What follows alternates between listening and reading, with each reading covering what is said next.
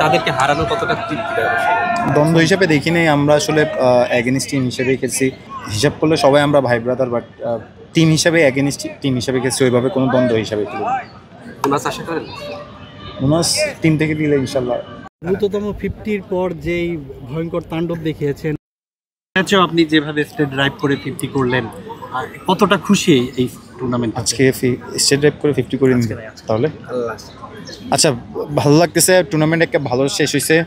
So যে রানটা করতে পারছি, ভালো টুর্নামেন্ট হয়েছে, চ্যাম্পিয়ন হতে পারছি, এইটাই হচ্ছিল। এই আগ্রাসনটা কি ন্যাশনাল টিমে দেখাতে চান? ইনশাল্লাহ চেষ্টা করবো, যেভাবে এখানে যে একটা প্রসেস নিয়ে ব্যাটিং করছি ওইটাও এখানে ইনশাল্লাহ কন্টিনিউ করার চেষ্টা করবো। ইমন, বয়সভিত্তিক দল থেকে হান্নান ভাই আপনাদেরকে আগলে রেখেছেন, এখানে হান্নান ভাই কোচ হিসেবে আসলেন। প্রথম অ্যাসাইনমেন্ট তার, আপনাদের জন্য হান্নান ভাইয়ের অবদানটা কী ছিল? স্যার আমাদেরকে অনেক সাপোর্ট করছে, আসলে শুরু থেকে আমাদের সব প্লেয়ারদেরকে ফ্রিডম দিছে। সো এটাও আমার মনে হচ্ছিল খুব ভালো একটা ইয়ে ছিল না। আপনি এবং জিসান খুবই ইয়াং, সাথে শাহরিয়ার কমান একজন টেনিস ক্রিকেটার, সঙ্গে দুজন একদম ইয়াং প্লেয়ার। আপনাদের জন্য মানে টপ অর্ডারটা সামলানো কতখানি কঠিন ছিল বা কতটুকু চ্যালেঞ্জিং ছিল? কঠিন কি, আসলে উইকেট হচ্ছিল ওইভাবে কোনো প্রেশার নেই।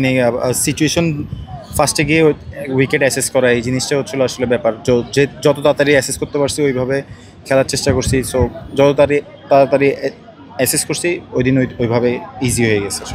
এবার ডিপিএল শুরু হওয়ার আগে তেমন কেউ ভাবেনি যে আবাহনী চ্যাম্পিয়ন হবে, যদিও নামে বড় ছিল দলটা, কিন্তু প্রত্যাশা কম ছিল। এই ব্যাপারটা আপনার উপর চাপ কিছুটা কমিয়েছিল কিনা, বা একটু ফ্রিলি খেলতে পেরেছিলেন কিনা এবার আগের চেয়ে? এত কিছু আসলে শুরু থেকে আসলে চিন্তা করি না ভাইয়া, আসলে চেষ্টা করছি ম্যাচ বাই ম্যাচ খেলা।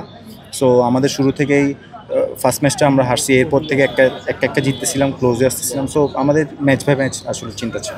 কালকে হান্নান ভাই বলেছিলেন যে আপনারা বিকাল 4টা-5টার জন্য অপেক্ষা করছেন ট্রফিটা হাতে নেওয়ার জন্য। আপনারা লাস্ট ম্যাচের আগে মানে অনেক বেশি কনফিডেন্ট ছিলেন যে আপনারা শিরোপা জিতবেনই, যেহেতু ফাইনাল ম্যাচটা আবাহনীর সঙ্গে, মোহামেডানের সঙ্গে। যে সেকেন্ড কোনো চিন্তা করিনি যে রানার আপ হবো, আমাদের সবার মনে একটাই ছিল যে চ্যাম্পিয়ন হবো। সো চ্যাম্পিয়ন হয়েছে। মানে লাস্ট কোশ্চেন আপনাকে নিয়ে, আপনাকে দেখলাম রূপগঞ্জের সঙ্গে আপনি সুইপ করে বেশ কয়েকটা শট খেলেছেন, পার্টিকুলারলি যদি বলি স্পিনের এগেনস্টে। আপনার কিছু জোনে দেখা যাচ্ছে আপনি শট খেলা শুরু করেছেন, আগে যেগুলোতে একটু হয়তো চিন্তা ভাবনা করে খেলতেন বা খেলতে চাতেন না, মানে এই ইমপ্লিমেন্টগুলো কি আস্তে আস্তে আরও করবেন?